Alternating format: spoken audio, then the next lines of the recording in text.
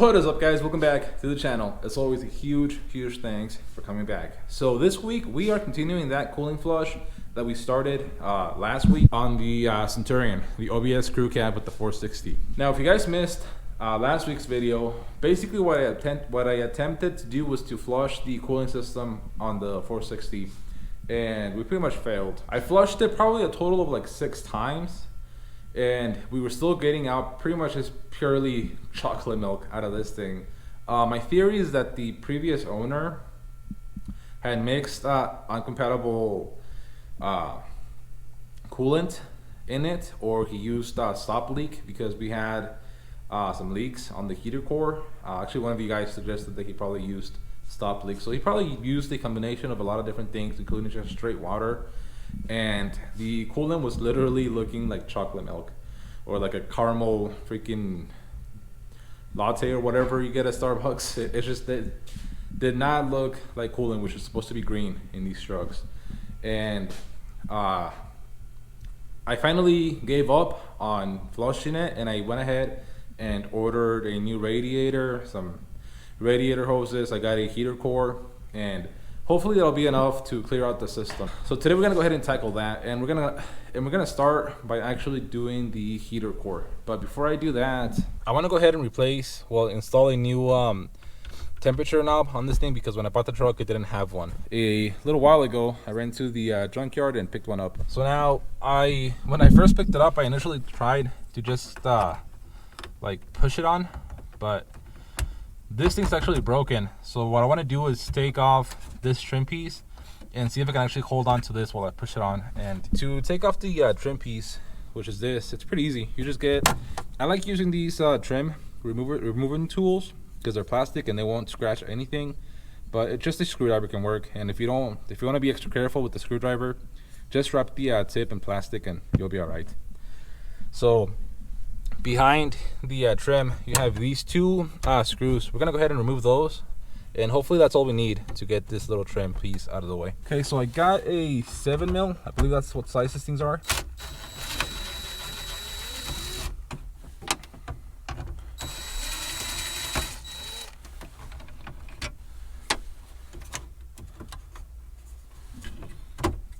Yeah, there we go. So we've got a few more 7mm, but I'm just gonna hold on to this thing because, as you can see, this thing's completely falling apart. It's pretty damn well broken. So this might be something that I look into fixing later on, because it's pretty bad. We're gonna do a full interior build on this thing, and when I tackle that, I'm gonna go ahead and fix all of this stuff. But for now, I just wanna put this temperature knob in there. And this thing basically has a flat spot, and so does this. So as long as you match those 2 flat spots, you should be good.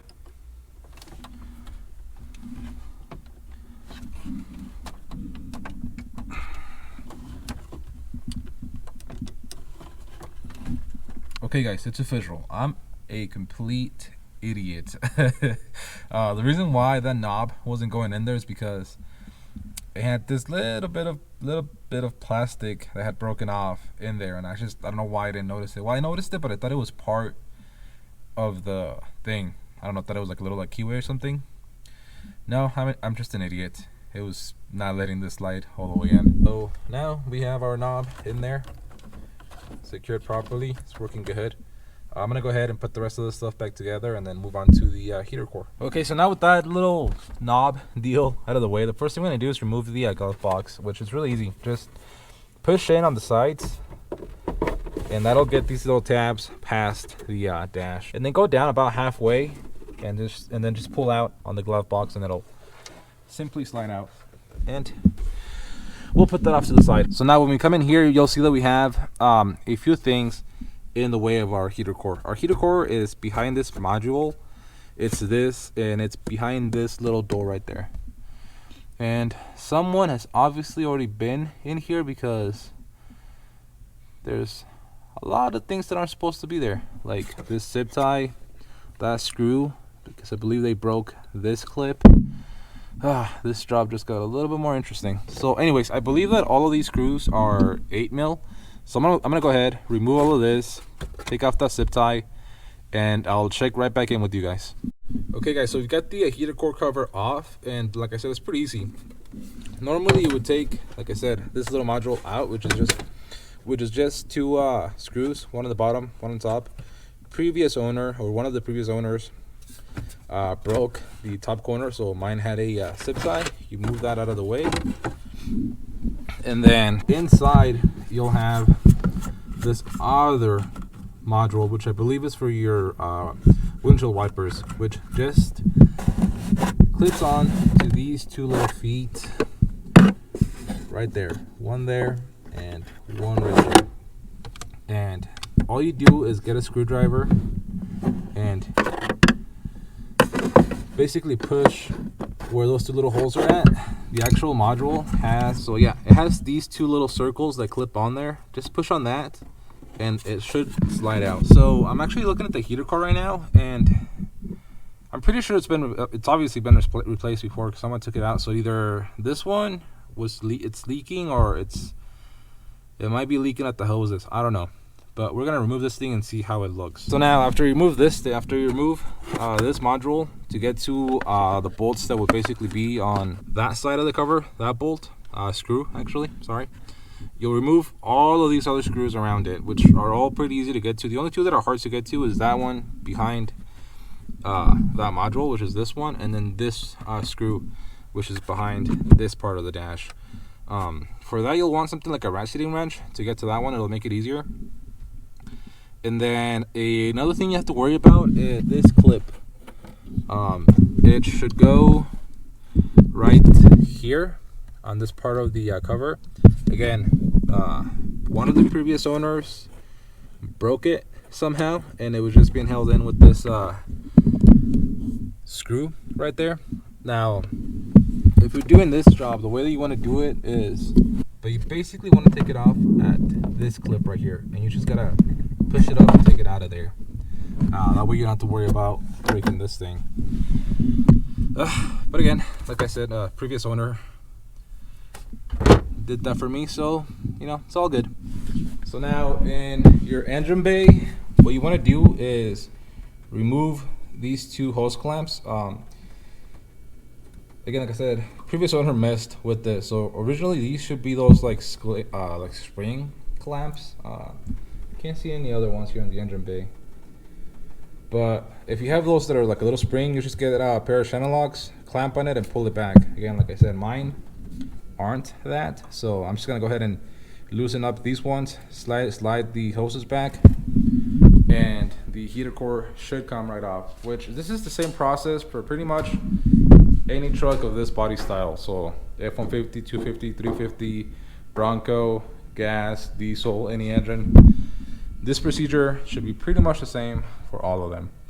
So I'm gonna go ahead, take that out, take the heater core out, see how it looks, see if it was leaking somewhere. Okay, so I just recorded a whole big section of me taking this thing off, and apparently they didn't hit play, record. So awesome. So basically what I said is that we removed the heater core hoses on that side. They did not come out in one piece. They were all torn up, as you can see. And we found out that this was actually where it was leaking from. We took out the heater core, and you can tell that the leak was coming from there, dripping down through the top and down the bottom on both sides of the firewall. So we had a leak on this side, and then we had the same leak on the inside. You can see all the stuff, the junk from the heater core, from the coolant, whatever that was leaking. I believe that's all that I had mentioned. Again, like I said, it sucks that I didn't press record, but we're gonna go ahead. I'm not gonna reuse this one just because I already have the new one. They're not that expensive, and this one's probably, like I said, full of junk. So we are gonna use that new one. Kind of sucks. That one that I bought didn't come with this weather stripping or whatever, so I'm gonna have to get my own. Again, kind of really sucks. Kind of upset about that. And we have to go to AutoZone to get some new hoses, because again, like I said, we messed these ones up. But I'm gonna go ahead, put the new heater core in. Actually, no, because I'm actually gonna go ahead and run to the parts store and see if I can get this stuff and some new heater core hoses. Okay guys, so I got the new heater core ready to go. I wrapped it in some just weather sealant, whatever that I got at the store, and it's a little bit thicker than the stuff that was on there before, so hopefully it'll still fit right. But we're just gonna go ahead and take off these caps, and but yeah, like I said, this just goes back in the opposite order that you took out the heater core. So I'm gonna go ahead do that real quick, that way I don't bore you guys too much, and then we'll jump into the radiator.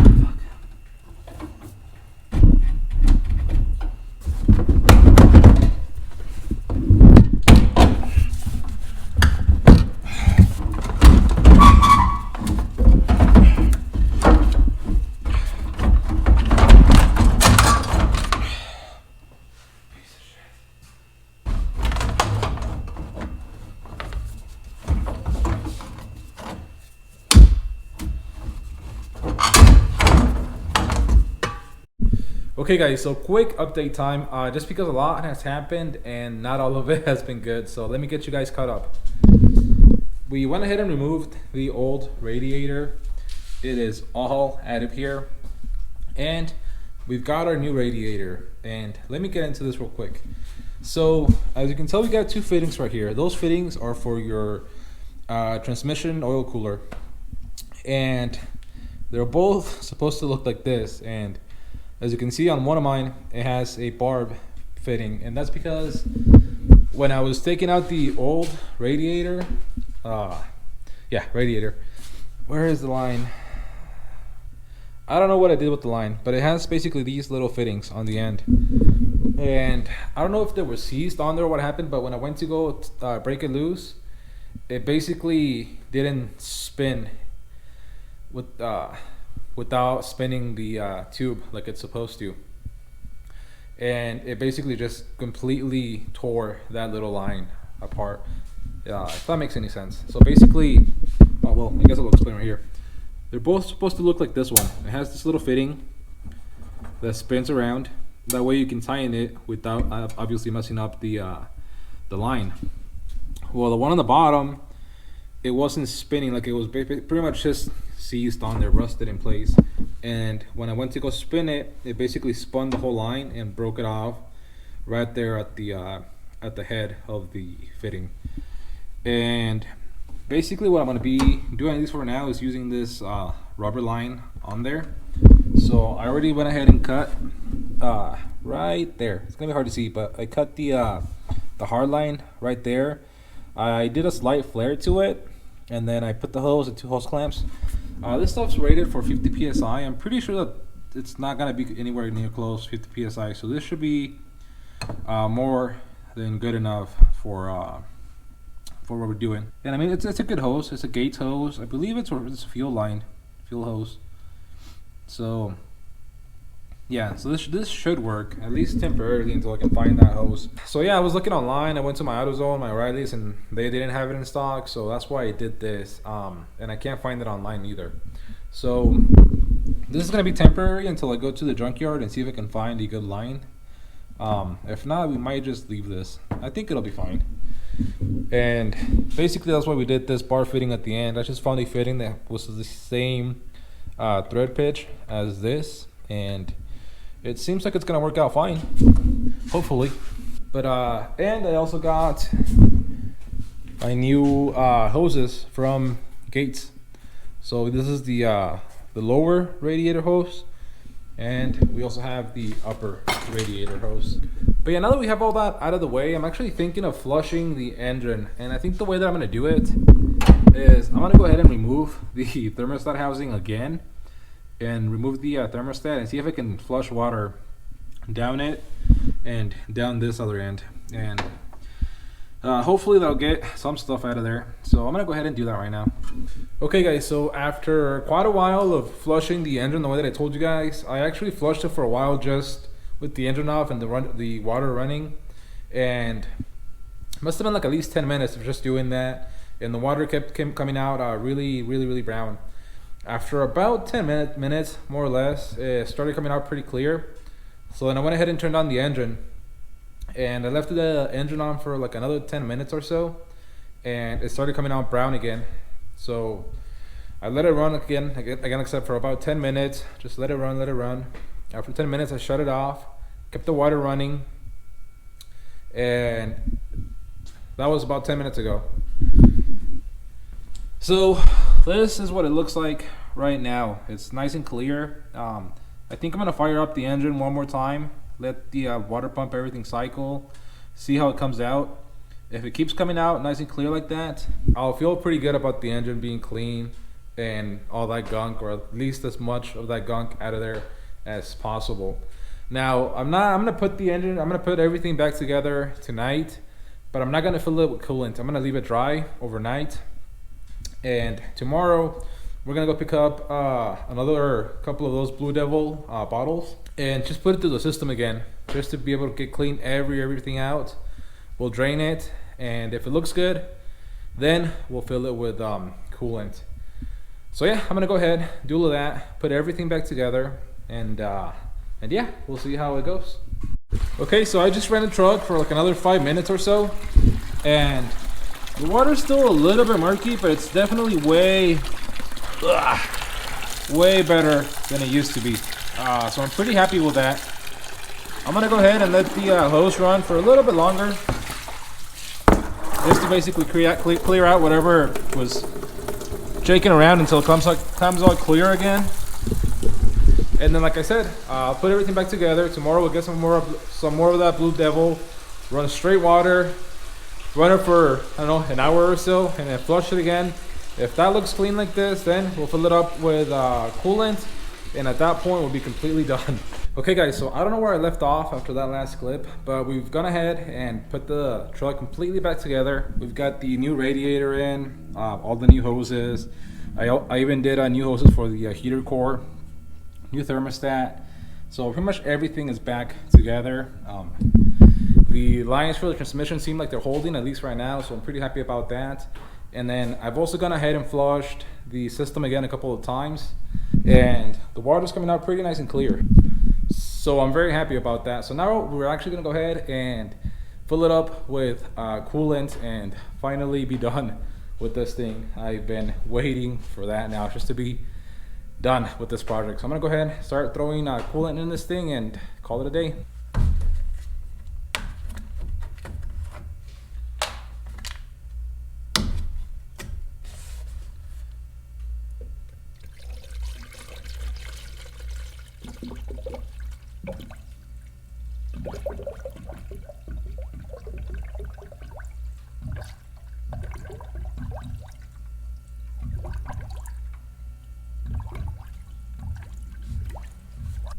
Okay, so it looks like it stopped taking water. So we're gonna go ahead, turn on the engine so that the water pump and everything cycles. That way it'll suck down some more coolant, and yeah.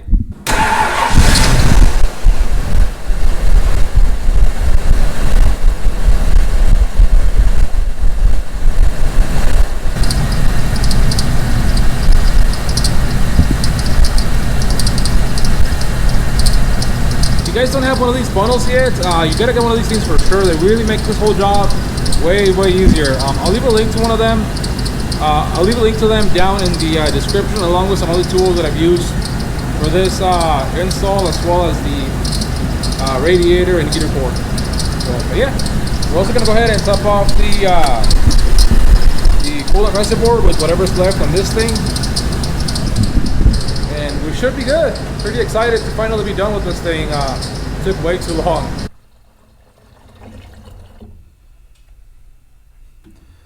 These little funnel bucket things, freaking amazing.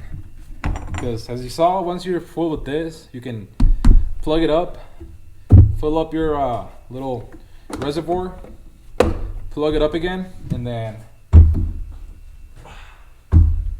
take your one of your jugs. We'll do this on the ground. Anyways, like I was saying, put it on your jug, take the cap off and drain it. And you'll have minimal spillage this way. Anyways, we are pretty much done with all of this. We've got new radiator, new hoses, new heater core, new thermostat, new cap on the radiator. The only things we didn't change out was the reservoir and the water pump. But pretty much everything else on this thing's cooling system is new. Now the thing that still worries me is that this thing still didn't take the full 17.5 quarts that it was supposed to. Still, it took more. It took closer to like 14 quarts this time, but we're still down quite a few quarts. So I don't know if it still has an air pocket somewhere.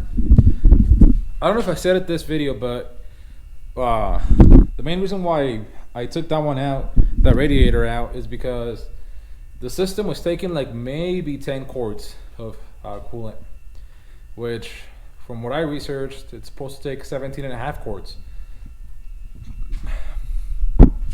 And after way too many flushes, it wasn't getting any better. So I changed all this stuff out. Like I said, we took more quarts now, but we're still not at those 17.5 quarts. But the water's looking nice and clear. The coolant going in there right now in there looks pretty nice, really nice and green like it's supposed to. So we're good. We don't have any leaks or nothing. So I'm pretty happy about that. And just overall, pretty good learning experience doing all this stuff. I had never done a flush or installed a radiator or anything like that, so pretty cool, nice little learning experience on this thing. It's definitely getting me ready to do the 7.3, which that I believe it's a little bit more complicated than this stuff, because for that you actually really need to get distilled water. I guess those are a little bit more sensitive than these things. I don't know, but we'll be doing that one of these days. But yeah, probably I believe this is a pretty long video. Sorry about that, guys. I don't like making that long of a video. But anyways, if you like the video, leave a thumbs up.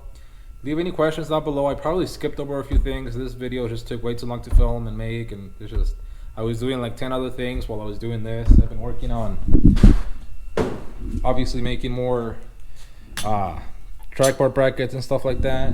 The axle swap kits should be coming out pretty soon. Now, one thing I gotta add about the axle swap kits is that once they come out, they'll have to be made to order because of the size, obviously, of the size of my operation. I can't afford to have all the material in stock. I don't have the space to have the kits in stock. So unfortunately, I have to make them in batches, and they'll be made to order. So once they go and order, which should be probably next week sometime, hopefully. I'm just still waiting to hear back on a couple of guys, but they're pretty much at the very end of the swap, which is pretty cool. It's so cool seeing their swaps and the stuff that they have done. But yeah, like I said, hopefully I'm shooting for next week. We'll have the kits ready to order, but they will be made to order, and it'll probably take me at least a week to 2 weeks to get them made, at least, depending on how big the batch is of the first orders. But yeah, next week I'll have more info on that. Like I said, hopefully we'll have them ready to order. If not, for sure the week after that. But definitely keep an eye out on my Instagram, on the community tab here. So make sure that you're subscribed and hit that notification so you get my community posts here on YouTube. And check the website if you don't have if you don't have Instagram or whatever, just check the website next week.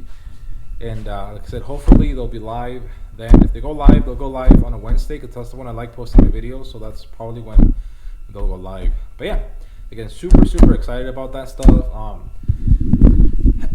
I'm already finding I'm already looking for the parts that I want to do for this thing as far as the axle swap.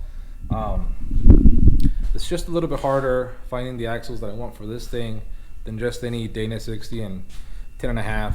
So like I said, hopefully sometime this summer we'll start working on this thing. But yeah, again, super excited about this. Leave a thumbs up if you found any of this helpful whatsoever. Leave a comment with any questions that you might have or any suggestions of things that I should have done differently. And yeah, we'll see you for the next one. Don't forget to subscribe, and we'll see you.